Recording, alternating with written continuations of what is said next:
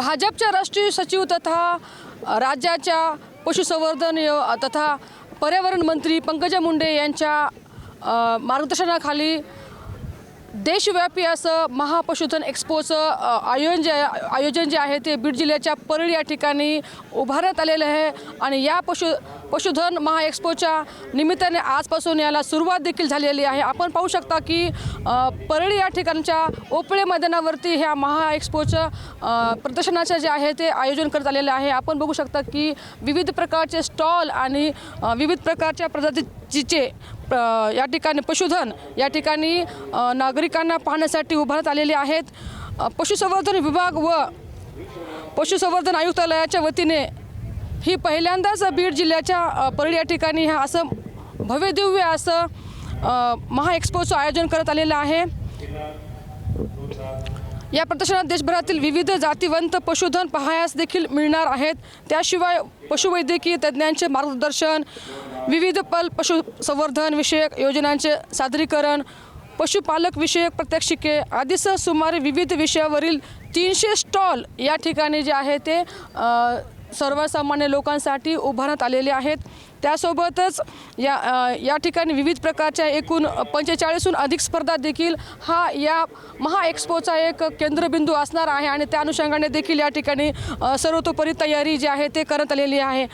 या प्रदर्शनातून सुमारे 1000हून अधिक विविध पशुपालक आपल्या पशुसह सहभागी होणार आहेत आणि त्या अनुषंगाने आता आपण पाहू शकता की हे पशुपालक जे आहेत ते आपल्या पशुसह या महा एक्स्पोच्या ठिकाणावरती उपस्थित होताना देखील दिसून येतात। काही आलेले देखील आहेत आणि काही येत देखील आहेत।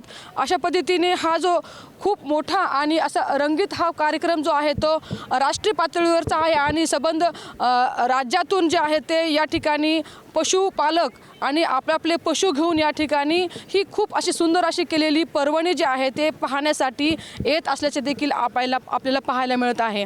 एकंदर पाहायला गेले तर आताचा काळ जो आहे तो महाशिवरात्रीचा काळ आहे। 15 तारखेला महाशिवरात्रीची शिवरात्र आहे आणि त्या अनुषंगाने जे आहे ते 13 ते 15 फेब्रुवारीच्या दरम्यान हा महा एक्स्पो जो आहे तो उभारण्यात आलेला आहे। आज 13 तारीख आहे आणि आजपासून या महा एक्स्पोला सुरुवात झालेली आहे।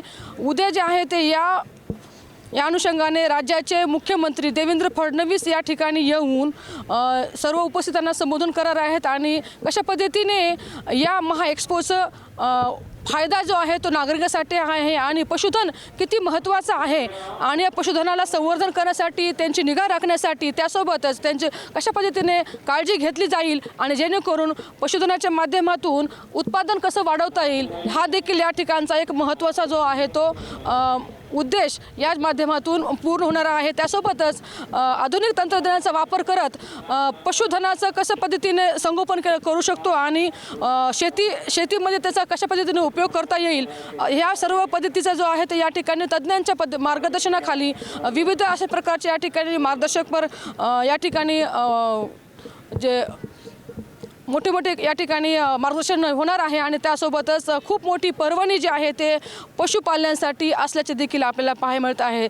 आज हा पहिला दिवस असल्या कारणाने आपण पाहू शकता की लगबग जे आहे ते आता ओपळ्या मैदानावर होताना दिसून येत आहे। काही काळानंतरच आता या ठिकाणच्या मुख्य कार्यक्रमाला सुरुवात होणार आहे आणि यानंतर मग विविध अशा स्पर्धा ज्या आहेत त्या पशूंच्या या ठिकाणी घेण्यात येणार आहेत। अतिशय नावाजलेल्या जाती आणि प्रजाती ज्या आहेत या ठिकाणी पशूंच्या आपल्याला पाहायला मिळणार आहेत आणि ह्या पाहण्यासाठी देखील राज्यभरासह विविध राज्यातून देखील या ठिकाणी नागरिक जे आहेत ते उपस्थिती करताना पाहायला मिळत आहेत। टाइम्स नाव मराठीसाठी सुकेश नाईकवाडे, बीड।